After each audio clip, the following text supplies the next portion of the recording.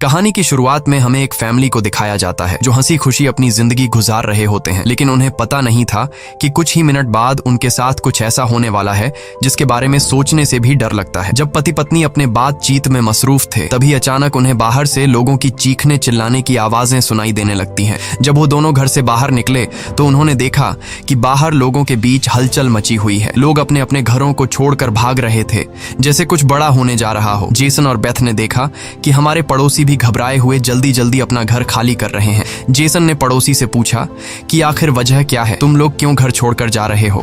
लेकिन वो लोग इतने जल्दी में थे कि उन्होंने जेसन की बात का कोई जवाब नहीं दिया। वहीं उन्होंने देखा कि पड़ोसी का बेटा भी अपना सामान पैक कर रहा है। जेसन ने जब उस बच्चे से पूछा कि तुम लोग कहाँ जा रहे हो, तो उस बच्चे ने जवाब दिया कि मेरे पापा का एक दोस्त गवर्नमेंट ऑफिसर है। उन्होंने कहा कि एक बहुत ही जहरीला वायरस फैल चुका है जो एक नॉर्मल इंसान को मॉन्स्टर में बदल देता है। लेकिन तभी वहाँ उस बच्चे की माँ आ गई और उसे पकड़कर वहाँ से ले जाने लगी। जेसन ने उससे पूछा कि आखिर ये बच्चा किस वायरस की बात कर रहा है, जिस पर इस बच्चे की माँ ने कहा कि अभी बताने का वक्त नहीं है, अपनी वाइफ और बेटी को लो और इस शहर से जितना हो सके दूर निकल जाओ। ये सुनकर जेसन और बेथ बहुत ज्यादा घबरा गए। उसके बाद जेसन बिना सोचे समझे अपनी फैमिली को गाड़ी में बिठाकर शहर से बाहर ले जाने लगता है। मगर रास्ते में उन्होंने देखा कि जो पड़ोसी भाग रहे थे वो वापस लौट रहे हैं। ये देखकर उन्हें और भी अजीब लगने लगा। आगे जाकर ये लोग ट्रैफिक में फंस जाते हैं। जब जेसन और उसकी फैमिली गाड़ी से बाहर उतरे तो उन्होंने देखा कि शहर से बाहर निकलने वाला अकेला रास्ता पुलिस ने बंद कर दिया है। आसमान में यहाँ वहाँ हेलीकॉप्टर्स पहरा देने लगे। लोगों को बताया जाने लगा कि शहर में एक जहरीला वायरस फैल गया है और तुम लोगों को जल्दी से घर वापस लौटना चाहिए। ये बात सुनकर जेसन को कुछ अजीब लगा कि जब शहर में वायरस फैल गया है तो लोगों को शहर से बाहर निकालने के बजाय उन्हें शहर में ही क्यों रहने को कहा जा रहा है। तभी अचानक पास की पहाड़ से एक बड़ा सा पत्थर उनके कार पर आ गिरा। ये देखकर वो लोग बहुत ज्यादा घबरा गए। पहाड़ हिलने लगा। तभी उस पहाड़ के पीछे से दो मिलिट्री के फाइटर जेट्स निकलकर शहर की तरफ बढ़े। वो दो फाइटर जेट्स पूरे शहर पर बमों की बारिश करने लगे, जिससे पूरा शहर राख में बदल गया। जेसन की वाइफ बेथ को फौरन समझ आ गया कि अगर वो पुलिस की बात मानकर घर लौट जाते तो उनका अंजाम बहुत बुरा होने वाला था। उसके बाद वो फाइटर जेट्स सड़क पर मौजूद लोगों की तरफ बढ़ने लगे। ये देखकर सभी लोगों में हलचल मच गई। अब सबको समझ आया कि गवर्नमेंट उन्हें मारना चाहती है। सभी अपनी जान बचाने के लिए यहाँ वहाँ भागने लगे, पर जेसन और बेथ को समझ आया कि वो कहीं भी भाग लें, वो फाइटर जेट्स उन्हें मारकर ही रहेंगे। तभी बेथ ने पीछे मुड़कर पहाड़ पर एक स्कूल देखा और उसे लगा कि बचने के लिए वो जगह बेहतर रहेगी। जिसके बाद जेसन बेथ और जोई को लेकर स्कूल की तरफ पहाड़ पर चढ़ने लगे। पीछे ब्रिज पर मौजूद लोगों पर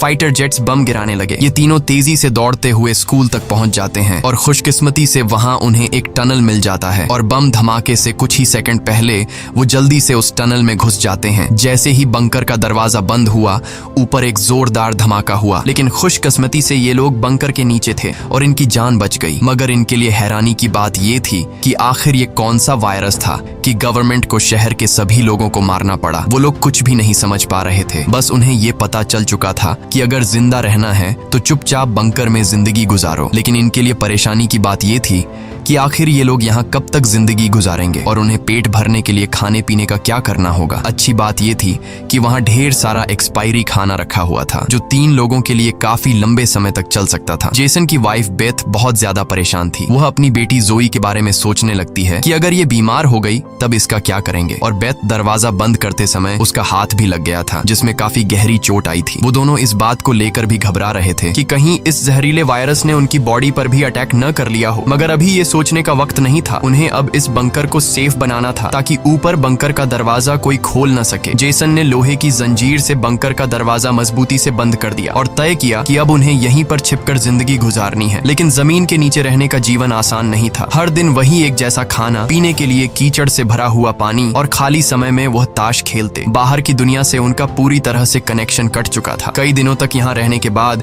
वो लोग बहुत ज्यादा इस बंकर में तंग हो चुके थे। लेकिन वो क्या करते, अगर ऊपर जाते तो उनकी जान नहीं बच पाती। इस जीवन ने जेसन के परिवार को मानो इस दुनिया के अंत का एहसास दिलाया। जोई ने अपने पापा से पूछा, पापा हम यहाँ कब तक रहेंगे? जेसन के पास इस बात का कोई जवाब नहीं था। उसने अपनी बेटी से बस यही कहा, जब बाहर वायरस चला जाएगा तभी हम बाहर जाएंगे। वो अपनी बेटी की आंखों पर उंगलियां रखकर बाहर की दुनिया उससे इमेजिन करवाता है। इस तरह से दिन गुजरते गए और फिर महीने। उन्हें नहीं पता था कि बाहर निकलने के इंतजार में उन्हें यहाँ इस बंकर में 300 से भी ज्यादा दिन गुजर चुके हैं। जोई अपनी माँ की बनाई हुई पेरिस्कोप से बाहर की दुनिया को देखती है है। बाहर चारों ओर बस तबाही का मंजर नजर आ रहा था, जैसे ये पूरी दुनिया जलकर राख हो गई हो। वहाँ किसी भी इंसान का नामो निशान तक नहीं था। ये सब देखकर उस छोटी बच्ची को लगने लगा कि शायद हम इस दुनिया के आखिरी बचे हुए लोग हैं। माँ ने उसे दिलासा दिया कि तुम ऐसा मत सोचो, शायद तुम्हारे दोस्त भी हमारी तरह कहीं छुपे हुए हों। अब रात हो चुकी थी और डिनर का समय हो चुका था। उनके पास अब खाना भी कम बचा हुआ था, इसीलिए वो तीनों थोड़ा सा खाना खाकर काम चला रहे थे। लेकिन आज जोए की जिद पर उसे पूरा एक कैन का डिब्बा दिया गया। जोए ने जब टिन का डिब्बा खोला तो उसने देखा कि टिन का डिब्बा अंदर से खाली है। इस डिब्बे के पीछे की तरफ एक छोटा सा छेद था, शायद कोई चीज इसमें से खाना चुरा गई थी। बेथ ने सारी बची हुई डिब्बों की जांच की तो पता लगा कि पूरे 12 डिब्बे खाली थे। ये देखकर वो बहुत ज्यादा परेशान हुए, क्योंकि ये तो उनके 2 हफ्तों का राशन था। बेथ ने वेंटिलेशन जाली की तरफ देखा और अंदाजा लगाया कि शायद कोई चूहा अंदर आकर खाना ले गया। बेथ ने कहा कि अगर ये चूहा है तो इसे जल्द मारना पड़ेगा, नहीं तो ये हमारा सारा खाना बर्बाद कर देगा। बेटी के उदास चेहरे को देख जेसन ने उसे दिलासा दिया कि छोटी छोटी बातों से परेशान मत हो, अगर खाना खत्म हो भी गया तो मैं ऊपर जाकर कुछ सामान ले आऊंगा। अगले दिन जब जोई अपनी माँ के साथ ब्लॉक्स में खेल रही थी तभी पीछे से हल्की सी आवाज आई। जोई ने जब पीछे मुड़कर देखा तो एक चूहा फिर से टिन फूड चुराने घुस आया था। इससे पहले कि वो चूहा भाग जाता, जोई ने फौरन अपने पेरेंट्स को बुलाया। आज उन्हें इस चूहे को हर हाल में मारना था।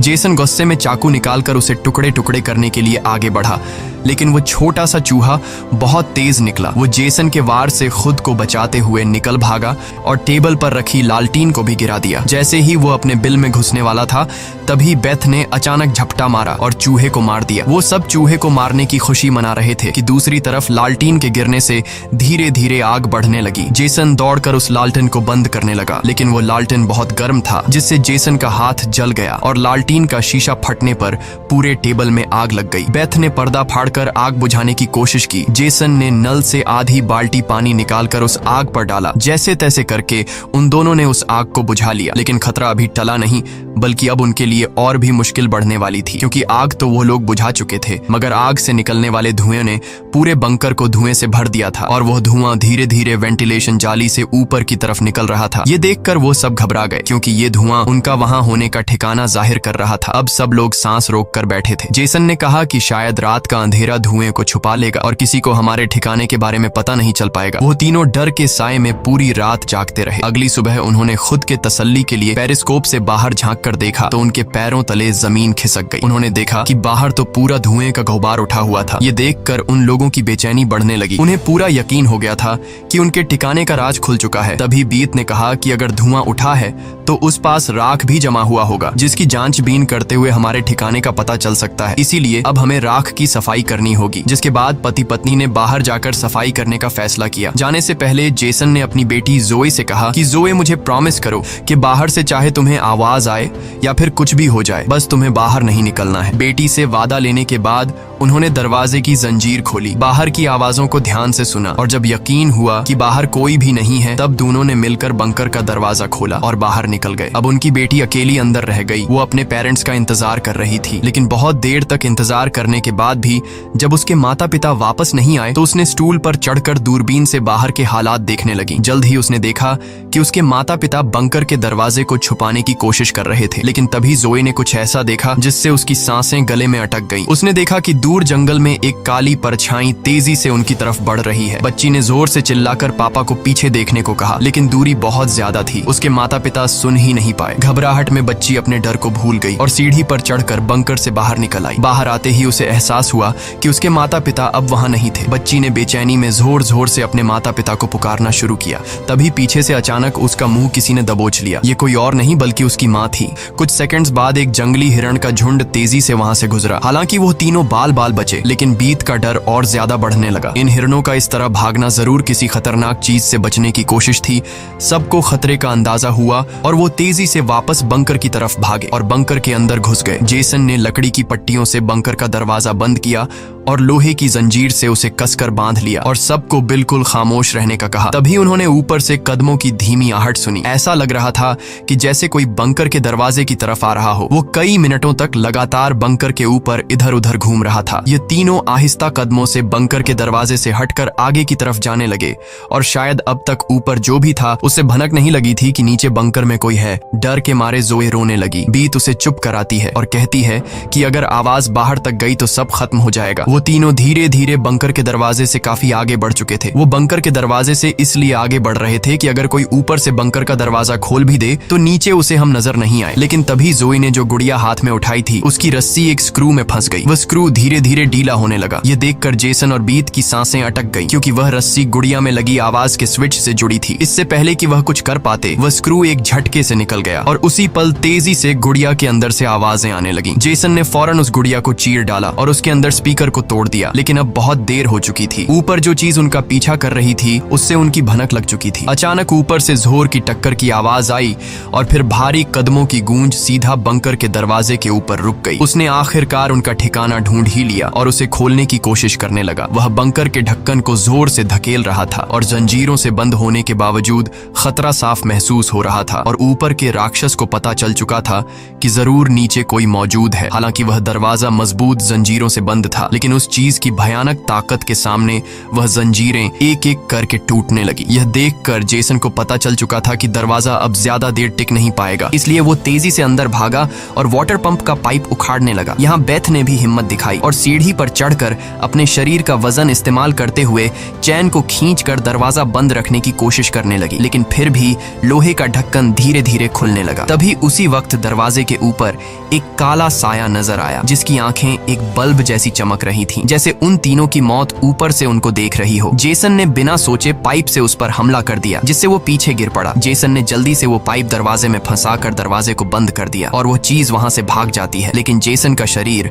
अब भी बुरी तरह कांप रहा था। वह कभी सोच भी नहीं सकता था कि बाहर की दुनिया में न सिर्फ बेरहम सोल्जर्स थे, बल्कि खतरनाक राक्षस भी घूम रहे थे। वह पूरा परिवार सीढ़ियों के पास मायूस बैठ जाता है, क्योंकि अब उनका ठिकाना उजागर हो चुका था। अब किसी भी वक्त उन पर हमला हो सकता था और उन्हें इस बात का अंदाजा भी हो चुका था कि इस बार तो एक आया था, लेकिन अगली बार जब वो आएंगे तो उनकी तादाद काफी ज्यादा होगी और हम उनके सामने कुछ नहीं कर पाएंगे। थोड़ी देर बाद अचानक अलमारी हिलने लगी। जेसन और बेथ समझ गए कि उसने अपने बाकी साथियों को भी बुला लिया है। ऊपर से तेज कदमों की आवाजें सुनाई देने लगी, मानो हजारों जीव उनके सिर पर दौड़ रहे हों। फिर वह सभी बंकर के दरवाजे पर इकट्ठा हो गए। उनके डर से नीचे जेसन, बेथ और जोए कांप रहे थे। तभी उन्होंने अचानक एक जबरदस्त हमला शुरू कर दिया। इस बार की ताकत पहले से कहीं ज्यादा थी। मजबूत लोहे का दरवाजा टूटकर नीचे गिरा और बंकर के दरवाजे पर ढेर सारी आंखें चमकने लगी, जिसे वह लोग डर के मारे पीछे की तरफ भागने लगे। लेकिन वह राक्षस भी उनके पीछे चलते आ रहे थे। बेथ ने अपनी तेल की लैंप फेंक दी और उनके और अपने बीच पर्दे में आग लगा दी और अलमारी को पकड़कर दोनों ने उनके बीच रास्ते को ब्लॉक कर दिया। वह सभी तेजी से बंकर के अंदर की तरफ भागने लगे, पर वह लोग जानते थे कि यह सब उन्हें ज्यादा देर नहीं रोक सकते। उनके पास अब बचने का कोई रास्ता नहीं था। तभी बच्ची को जमीन की ओर खुलने वाला एक वेंटिलेशन दिखाई दिया। जेसन ने ताकत से उसे तोड़ा